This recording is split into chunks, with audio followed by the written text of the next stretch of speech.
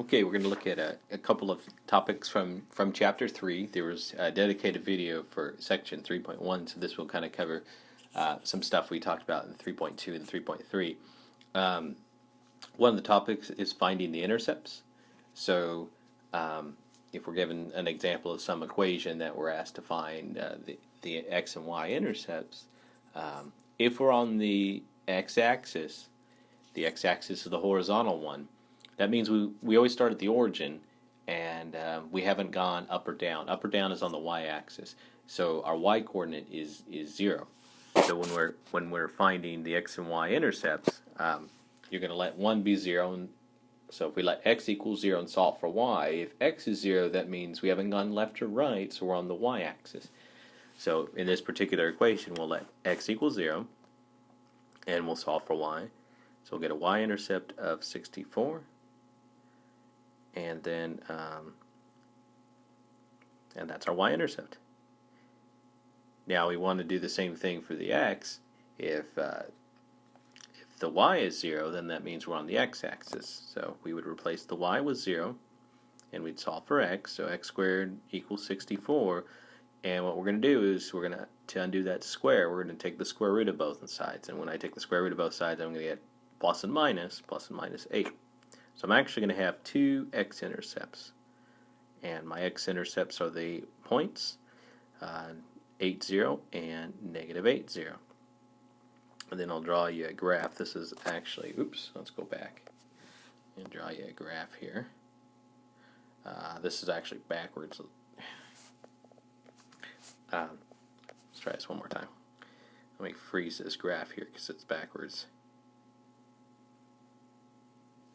Okay, so I have it backwards. Let's redraw this, the graph here. So we have y-intercept at 64, and then x-intercepts at negative 8 and positive 8. And this would be what our parabola looks like. Okay, so there's our x-intercept of 0.64 right here, and then we have two x-intercepts here and here. Okay, so that's what we're doing algebraically when we're finding the x and the y intercepts. If you look at the graph. Okay. Another thing we want to look at is increasing, decreasing, and constant of a graph. And this is the skateboarding example we did in class. So I'm just going to write down the definition for increasing. And it's real similar for decreasing and constant. So if you're increasing, you always read left to right, and as a function is increasing, as you go from left to right, it's going up. If it's decreasing, that means as you read left to right, it's going down. And then if it's constant, if you're reading left to right, then it's just flat horizontal. So let's do an example, and we'll draw some graph here. And I'll label some points, and then we're going to ask you, when is this thing increasing? So when is it increasing? That means when is it going up? So it looks like it's going up as we read left to right from negative infinity all the way up to negative 4. We don't care about the y values, just the x values. That's when it's going up. Then it is also going up from 2 all the way out to infinity. So we have two intervals that it's increasing. Negative infinity to negative 4 and 2 to infinity. Now what about for f decreasing? That means when is it going down? So from negative 4 all the way down to 2, it is decreasing. And that's the only place it is decreasing. So we only have one interval where it is decreasing. So fairly straightforward. Nothing to do with the y's, just the x's. Is it going up? Where is it going up? Give me the x coordinates. Okay. Let's do another example so that we can sneak in constant also. Okay. So draw another picture. Let's see, where are we increasing? So it looks like over here we're increasing from negative infinity all the way up to negative 6, and looks like we pick up again at 3 all the way up to 7 we're increasing again, and that looks like the only two places where we're increasing. We're increasing from negative infinity to negative 6 and 3 to 7. Now if we want to look at where are we decreasing, decreasing would be going down, so it looks like we're decreasing from negative 6 all the way to 3. It also looks like we're decreasing from 7 to 10. So that's where we're going to be decreasing.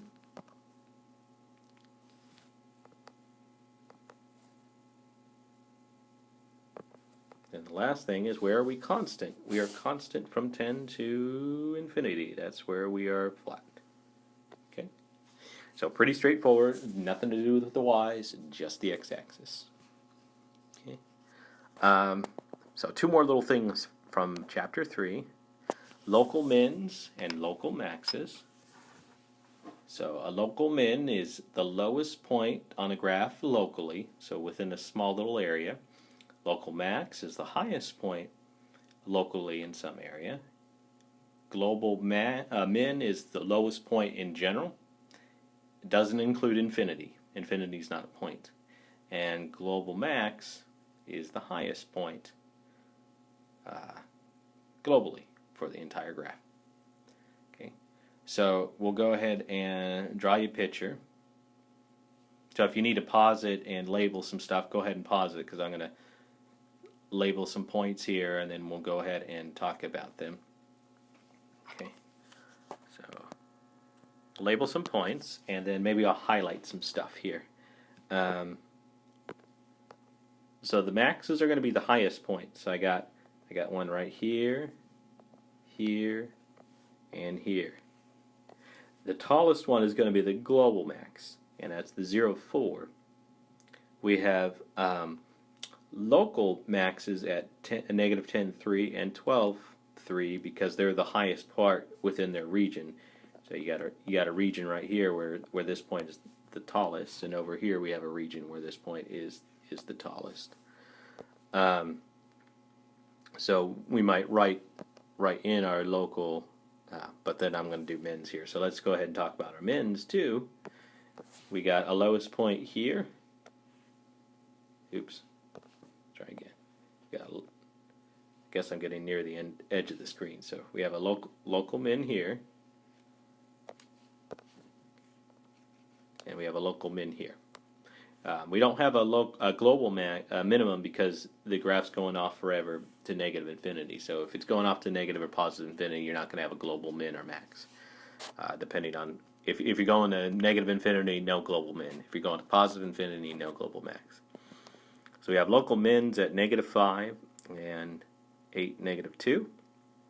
Local max at negative 10, 3, 0, 4, and 12, 3. So give you an example of if you can be both a local and a global. Let's say in the state of, I think New York's the largest city in the United States. If not, we'll just say it is. In the city of New York, or in the state of New York is the largest city. So locally, New York is the largest city in New York. And then if we say globally, but we're restricting ourselves, globally would be the United States. Globally for the United States, New York is also the largest city in the United States. So it's globally, in terms of the United States, the largest city, and it's also locally the largest city in New York. Okay, so you can be both global and local. So we are not going to have a global min because we go off to negative infinity, but we do have a global max, and it's the tallest point, and it's 0, 4.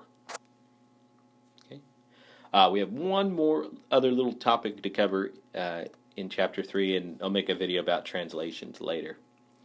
So let's say we got some function, and a lot of you drew a function like this in class, kind of similar to this. And we're going to ask you a question about when is the graph greater than or equal to 0. So when is f of x greater than or equal to 0? Remember, f of x is the y, and I'm asking you when is the y greater than or equal to 0. So that would be, when is it above the x-axis? Well, that's going to happen from -4 to 5. That's when we're above the x-axis. What if f of x is less than 0? Then that's on the rest of it, -infinity to -4 and 5 to infinity. Since we said greater than or equal to here, that allows us to actually equal 0 here and here. So that's why we use the brackets. And when we were less than 0, that was the strict inequality, so that's why we have the parentheses.